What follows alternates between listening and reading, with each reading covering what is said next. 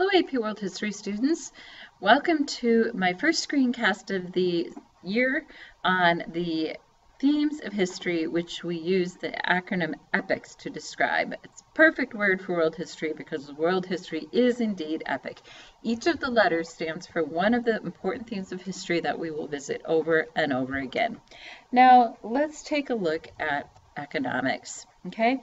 Now, there was once upon a time where, let's say you had a chocolate kiss and I had a Jolly Rancher.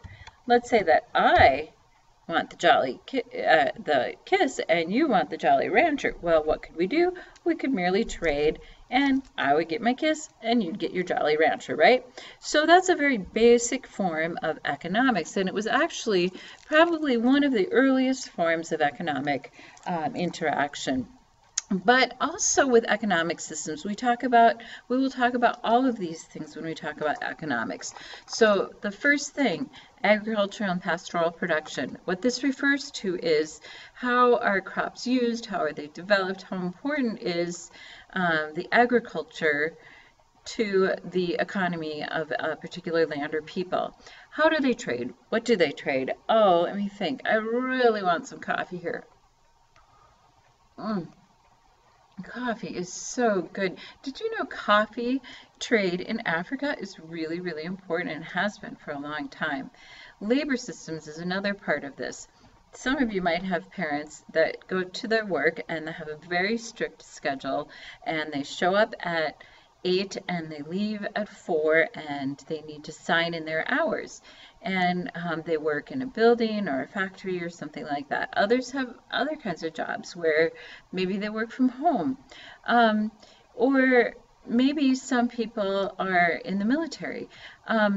So labor systems and the way that labor is used, including things like slavery that we had in the past, are also something that we'll be taking a look.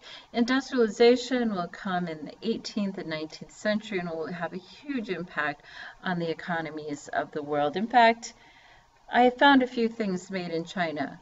This, made in China. This, made in China. Oh, this, made in China. China, of course, makes a lot of things, but in understanding the Industrial Revolution and how industrialization is expanding around the world will be a concept as well that we'll be looking at. And then two varying systems, capitalism and socialism. For example, socialism is probably closer to what a communist country such as China or Russia would call their economic system, and for us we call our economic system capitalism because it is consumer driven rather than government driven.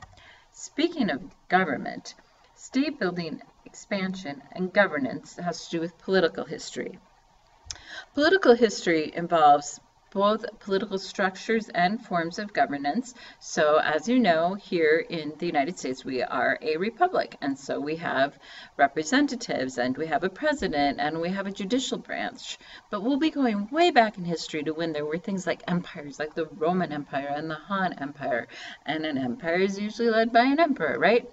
Nations and nationalism. You know, you go to the Olympics and you go, yay, USA, or yay, Canada, if you happen to be Canadian, or whatever the case may be.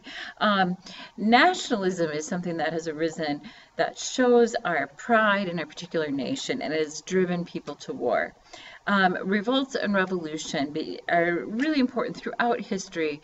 We see revolts when the governments don't pay attention to the needs of their people. We see revolution when things are so bad that really people have wanted to completely change the way that things have been. And then we'll look at transregional and global structures and organizations. Wait, I have something here. It's a flag of the United Nations. A trans-regional, here we go, organization that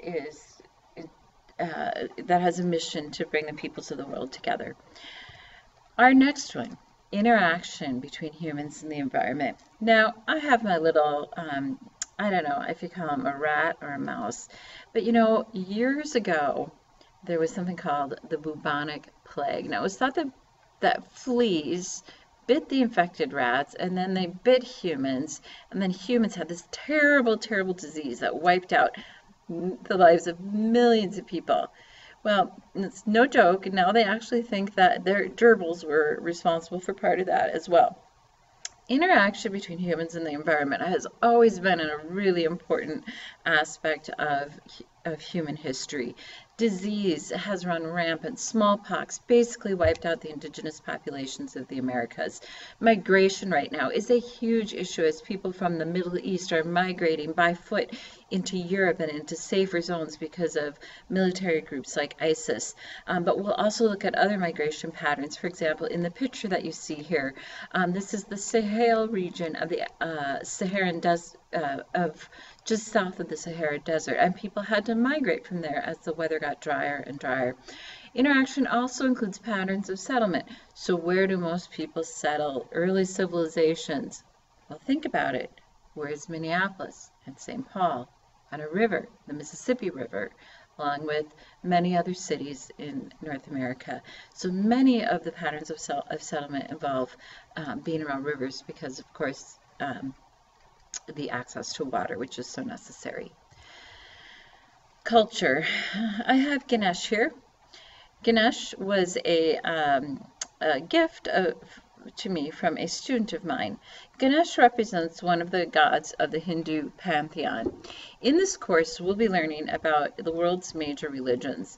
And I think this is really important as the religions begin to interact even more with globalization. So we have Buddhism, we have Islam, Hinduism, Judaism, and Christianity, and we'll be looking at the belief systems, their philosophies, their ideologies, sometimes their conflict, etc.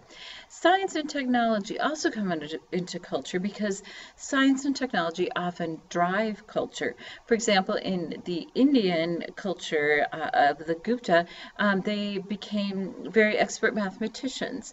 Arts and architecture are important as we look at, for example, this right here is the Hagia Sophia. It was a magnificent church that was built in the 500s in what was then called Constantinople. So arts and architecture can tell us as well about a culture. Are we functional culture? Is this culture concerned purely with function? Is it concerned with beauty? And what is the art meant to demonstrate? Is it to demonstrate reality, or is it to demonstrate some other kind of abstract concept? And then finally, we have social structures, development and transformation.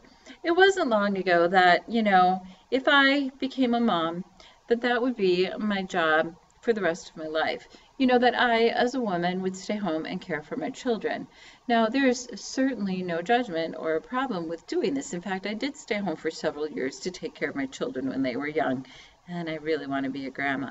But that is not an expectation any longer that a woman in the U.S. will stay home with her baby. And so this is an example of how changing gender roles and relations have occurred in the United States. Other countries, however, still might have different values and mores regarding this. Family and kinship. What is the importance of family? In a place like China, that family and kinship relationship, the patriarchy, is still extremely important, honoring one's ancestors and family. Racial and ethnic constructions are really important to look at in this time in history. Where did they come from? Where did these racial and ethnic constructions come from? This is an interesting thing that we'll take a look at as the Europeans and the Africans began to interact a great deal more. And then social and economic classes. We see evidence of this all the way back to the time of the ancient civilizations. There were social and economic classes. This is certainly nothing new. So throughout our view of history, we'll be looking at epics, all 5 themes, all the time. Just memorize them. And we'll look at how things have stayed the same, perhaps with some of the cultural or social or economic conditions, and how they have changed. And so that's my talk on epics, and I hope that makes sense to you, and I look forward to using these themes with you in class. Thank you for your time.